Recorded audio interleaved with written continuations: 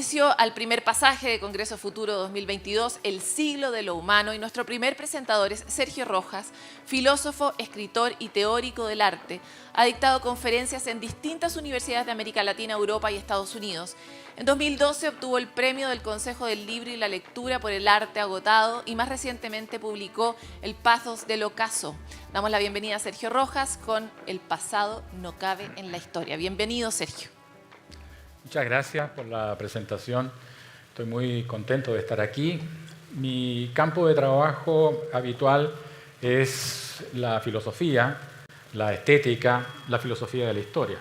Y desde allí he querido corresponder a esta invitación.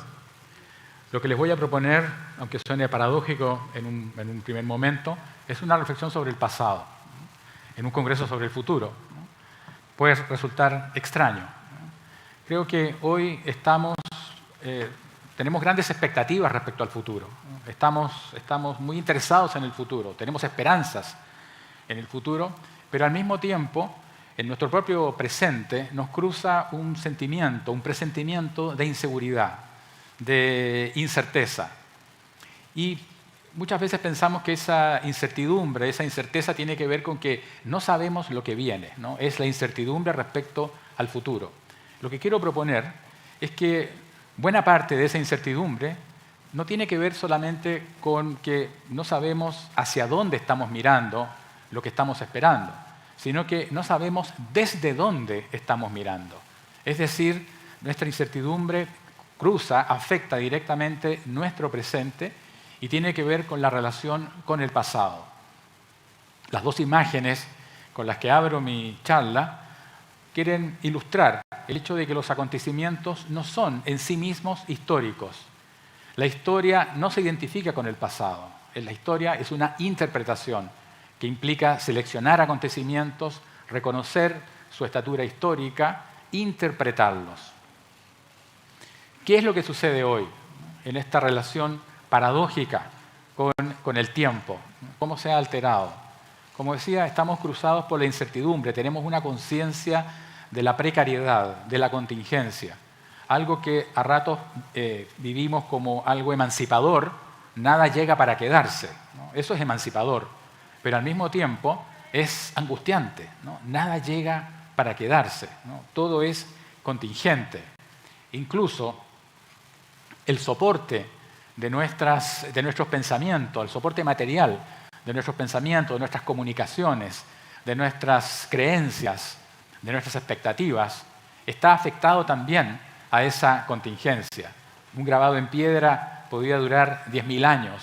Hoy día los discos ópticos tienen una duración promedio de entre 5 y 10 años. Es realmente tremendo, ¿no? No terrible, ¿no? Sino tremendo, algo que excede nuestra capacidad de pensarlo. El poeta senegalés Léopold Senghor decía hace muchos años atrás que la muerte de un anciano en su pueblo natal, en África, correspondía a lo que en Occidente habría sido el incendio de una gran biblioteca. Me pregunto, ¿tenemos nosotros esa valoración del pasado? ¿Reconocemos nosotros ese valor en la vida vivida, en las memorias, en los recuerdos, en las biografías? ¿O estamos más bien volcados sobre lo contingente, sobre la actualidad, fascinados por la aceleración, incluso no solo por el consumo, sino por lo que podríamos llamar una desesperada entretención? El año recién pasado, el presidente de la Superliga Europea de Fútbol propuso lo siguiente: propuso acortar el tiempo de duración de los partidos de fútbol. ¿Por qué? Porque dos tiempos, cada uno de 45 minutos y un intermedio de 15, al parecer ya no logran capturar la atención. Especialmente, decía este importante personero del fútbol, no logran capturar la atención del público entre los 18 y los 24 años. El fútbol ya no puede competir con la PlayStation y las plataformas digitales. Bueno, en ese tiempo, urgencia, y en donde estamos mirando hacia el futuro, llenos de expectativas, pero también de incertidumbre, la pregunta es, ¿qué sucede con el pasado? Conocemos estos dos documentales, pertenecen al género del denominado falso documental o documental ficción, ¿no? En el soporte, en la plataforma Netflix, ¿no? Muerte al 2020, muerte al 2021. ¿No? Estos documentales, con un humor muy inteligente, con una ironía reflexiva, lo que nos sugieren es que el pasado es una catástrofe, que el pasado que está a nuestras espaldas es un gigantesco error, ¿no? Del cual debiésemos deshacernos, ¿no? Debiésemos sacudirnos, ¿no? Para poder volcarnos hacia el futuro, ¿no? Es decir, si cargamos con el pasado, el futuro no llegará, ¿no? Ese es el presentimiento que yo invito a reflexionar críticamente. El pasado está allí. El pasado está allí, pero sin relato. El pasado se ha insubordinado, ¿no? Respecto a los relatos, a las grandes historias, ¿no? Que lo habían resuelto. En la revuelta que se desencadenó en Chile el 18 de octubre del 2019, algo que ocurrió no solamente en Chile, ¿no? De pronto, como dice Anne Applebaum en su libro sobre la crisis de la democracia, de pronto pareciera que todo el planeta se enfadó, ¿no? Bueno, en Chile, un aspecto que llamó especialmente la atención en este proceso fue la destrucción de monumentos. Se han elaborado muchas teorías y discusiones y artículos sobre eso. Me interesa especialmente una, la que dice que la destrucción de monumentos tenía que ver con poner en cuestión una gran historia instituida, ¿no? Una historia que resolvía el pasado, que se había naturalizado y en donde abundaban las efemérides de grandes estadistas y, por supuesto, efemérides militares. Se pone en cuestión el pasado, ese pasado nos resulta de pronto ajeno, o al menos la historia, el relato que lo ordenaba, que lo interpretaba y que se proponía como una interpretación nuestra del presente, queda hoy día puesta en cuestión, ha quedado violentamente puesta en cuestión. En eso estamos, ¿no? Pero ese pasado insubordinado respecto a los relatos está allí hoy día demandando derechos, ¿no? Esa es la situación en la cual nos encontramos. ¿Cómo llegamos a esta situación? ¿Cómo se produce esta paradójica relación con el tiempo, ¿no? En donde el pasado, nuestro pasado inmediato, nos resulta ajeno? El historiador británico Eric Hobsbawm denomina al siglo XX el siglo corto, ¿no? Dice Hobsbawm, el siglo XX se habría inaugurado, habría comenzado en 1914 con la Primera Guerra Mundial y finaliza el año 1991 con el derrumbe de la Unión Soviética. ¿Qué es lo que sucedió en ese tiempo? Lo que sucedió fue el fin del relato, el fin de los grandes relatos. Algunos hablaron en ese momento del fin de las ideologías. Podríamos decir que lo que ocurrió allí fue el fin de lo que se entendía, ¿no? Todavía hasta ese momento como una historia universal de la humanidad. Esa noción tan familiar, ¿no es cierto? Historia universal de la humanidad, ¿no? La humanidad avanza hacia el futuro, ¿no? La humanidad llegó a la Luna, ¿no? En 1969. La humanidad, ¿no? Incluso ni siquiera se decía la humanidad, el hombre, ¿no? El hombre llegó a la Luna. Hoy día decimos, dentro de pocos decenas de años más, la humanidad estará llegando a otros planetas. ¿La humanidad así de universal? Dada la desigualdad que existe hoy en el mundo, si es que efectivamente se comienza a llegar a otros planetas en pocas décadas más, ya sabemos quiénes serán los primeros en llegar a esos otros planetas. Entonces, esa noción universal de humanidad entra en crisis, se materializa, ¿no? La idea de humanidad, el concepto de humanidad se materializa en millones de individuos, se transforma en algo concreto, ¿no? Hoy el término humanidad significa 7.000 millones de individuos. Es decir, el mundo está lleno.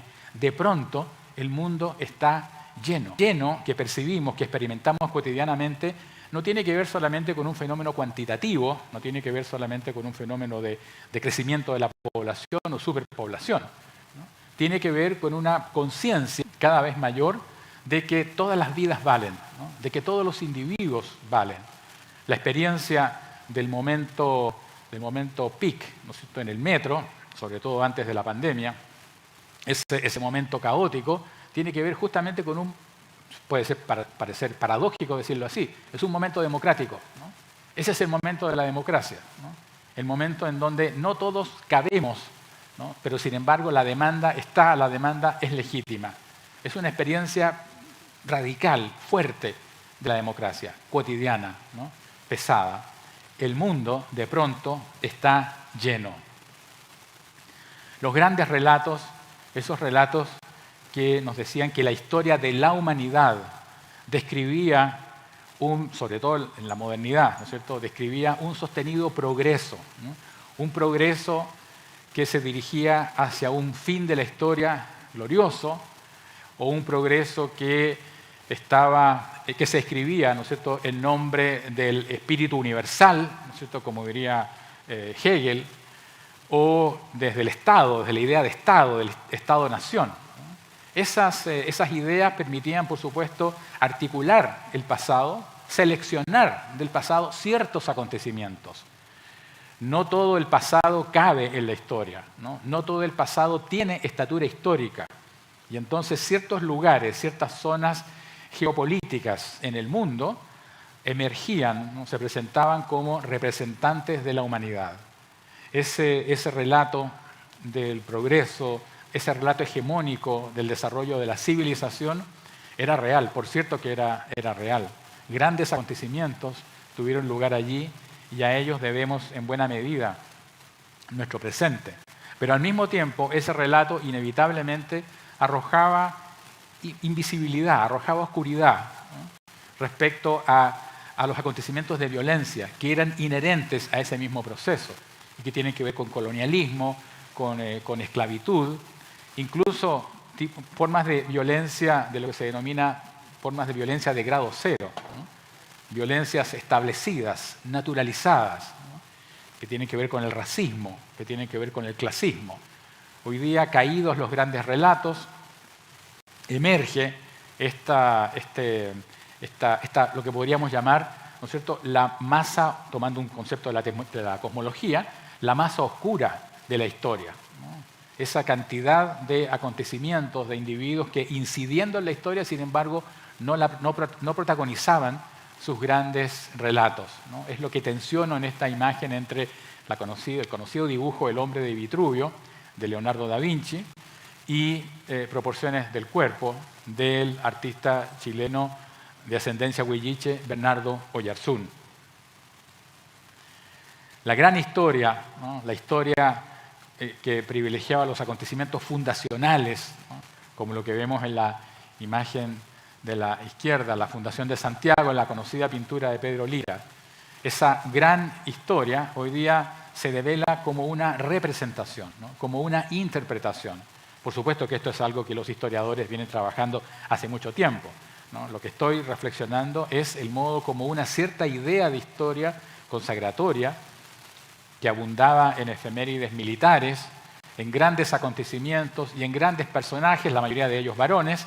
Esa gran historia hoy día se disuelve, queda puesta en cuestión y emerge ese otro pasado, ¿no?, como lo que vemos en la imagen de la derecha, ¿no? Niñas en las salitreras, ¿no? Hace algunos años atrás han comenzado a aparecer importantes estudios respecto al protagonismo, ¿no?, que tuvieron las niñas, incluso las niñas pequeñas, en la vida en las salitreras, ¿no? Cómo se relacionaron con este importante capítulo en la historia de Chile, como fueron las salitreras, y que es un capítulo que se inscribe tanto en una historia de la modernidad, de la modernización, como también en una historia de la violencia y de la marginalidad social. Hoy, en nuestro tiempo, vivimos, podríamos decir, el tiempo de la gente corriente. Es el tiempo de la gente corriente, es el tiempo, como se dice coloquialmente, de la ciudadana y el ciudadano de a pie.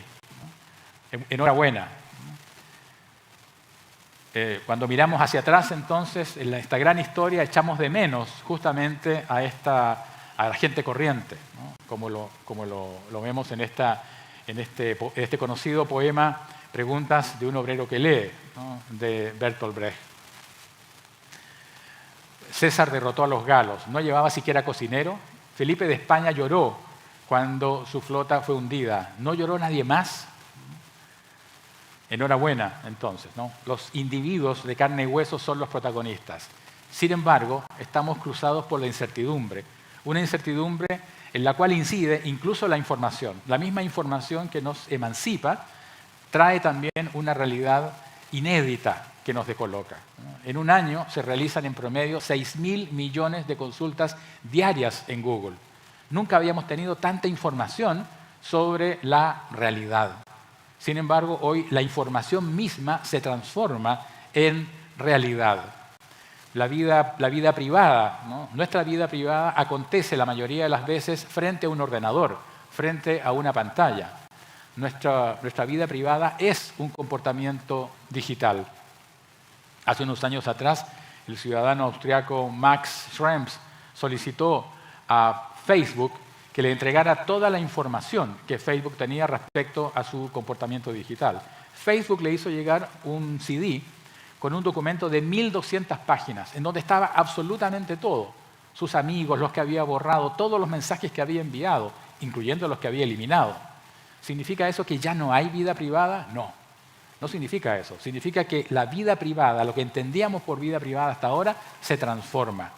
Hoy día las personas habitualmente ya no dicen no tienes derecho a saber de mi vida privada, a mirar mi vida privada, porque la vida privada está allí. ¿Qué es lo que se dice? No tienes derecho a juzgar mi vida privada. Está cambiando, ¿no? nuestro tiempo, nuestro presente, por esta tecnología. Ha transformado radicalmente nuestra existencia. Ya no hablamos de una historia universal de la humanidad, ¿no? Esa esencialidad queda puesta en cuestión, pero sí tenemos presente el planeta permanentemente. Hoy día lo que vivimos como una crisis, habitualmente es una crisis de la democracia y particularmente de la democracia representativa, ¿no? Esa crisis de la democracia que hoy día se vive a nivel global no tiene que ver solamente con la evaluación que se hace en cada caso de la clase política, ¿no? Tiene que ver con una crisis del orden democrático, ¿no? Una institucionalidad que ya no logra contener, ¿no? Que ya no logra contener las demandas, los derechos de una población, ¿no? Las demandas de lo que llamaba recién la gente corriente. La gente corriente, el gran protagonista. ¿Pero qué significa gente corriente? Cuando decimos gente corriente, creo no equivocarme si cuando hablamos de gente corriente lo que queremos decir es gente sin poder, gente que no tiene poder. Ese es nuestro problema hoy. Según un informe de las Naciones Unidas, en la actualidad 80 millones de personas en el mundo viven en una situación de migración forzada. Aprender a convivir es el lema de este Congreso. Aprender a convivir. Este ha sido el problema, ¿no? del siglo XXI. ¿No? Del siglo XXI que si tomamos la tesis de Hobsbawm no comienza el año 2001, ¿no? sino que comienza en 1992, cuando el pasado se nos vino encima, cuando nos quedamos sin relato. Aprender a convivir, ¿no? Ese es el problema. La incertidumbre implica miedo. Hoy día vivimos el miedo cotidianamente, el miedo a la pobreza, el miedo a no llegar a fin de mes, ¿no? El miedo a la enfermedad, el miedo a los otros. Se multiplica en un mundo sin fronteras, en un mundo globalizado, ¿no? que habitualmente denominamos un mundo sin fronteras, se multiplican las fronteras, ¿no? para el flujo de los seres humanos. No solo se mantienen, sino que aumentan las fronteras de todo tipo. No así para los flujos de capital. Este ha sido un tema para las artes desde hace ya bastante tiempo, ¿no? La Bienal de Artes de Sao Paulo en el año 2006, su lema fue justamente vivir juntos, ¿no? En la Bienal de Artes de Venecia, el año 2019, el lema fue que vivas tiempos interesantes. ¿Qué significa que vivas tiempos interesantes? Significa piensa tu tiempo. Piensa tu tiempo. No te abandones, ¿no?, al optimismo cínico o al pesimismo contemplativo, ¿no? Esa actitud contemplativa que dice, bueno, las cosas van mal, pero alguien va a hacer algo, ¿no? Alguien más inteligente que yo, alguien más poderoso que yo va a encontrar un problema, ¿no? Va a encontrar una solución al problema, ¿no? Haz que tu tiempo sea interesante, involúcrate en tu tiempo, ¿no? La actual Bienal de Venecia tiene como título The Milk of Dreams, ¿no?, la leche de los sueños, ¿no?, tomado de un libro, un hermoso libro de la artista Leonora Carrington. Cabe mencionar que la representación de Chile en esta versión de la Bienal de Venecia estará a cargo del proyecto Turbatol, ¿no?, un proyecto socioecológico que lleva años desarrollándose en Tierra del Fuego y en donde se congregan las ciencias de la naturaleza, las ciencias sociales y las artes. Es decir, estamos buscando una salida. El pasado es algo extraño, ¿no?, como lo vemos en este pasaje de la conocida novela El perfume, de Patrick Süskind. Cuando miramos hacia el pasado, hacia la cotidianidad en el pasado, lo que nos preguntamos es ¿cómo fue posible que vivieran allí?, ¿no? El pasado tenía no solamente otros olores, como en la novela de Süskind, otras modas lingüísticas, otra visualidad, otro sentido del humor, otras angustias. Pues bien, nosotros seremos extraños para el futuro. En el futuro se preguntarán cómo fue posible nuestra cotidianidad. Termino con esta escena. En el año 2014, en el Museo Nacional de Bellas Artes, el artista Christian Boltanski montó la exposición Almas. Una de las obras en esta exposición se llamaba Archivo del Corazón, donde el artista invitaba a los espectadores a grabar sus latidos del corazón. El espectador recibía un CD, yo lo hice, con los latidos del corazón, y una copia era enviada a la isla de Teshima, en Japón, en donde Boltanski, desde el año 2008 en adelante, ha ido construyendo un archivo del corazón, grabando latidos del corazón de miles de individuos alrededor del mundo. Una invitación a pensar el pasado, una invitación a pensar que nuestra relación con el futuro es una relación desde el presente, un presente cargado de pasado. Lo que diremos entonces es, he vivido, por lo tanto tengo un pasado, por lo tanto tengo una historia que contar. Gracias.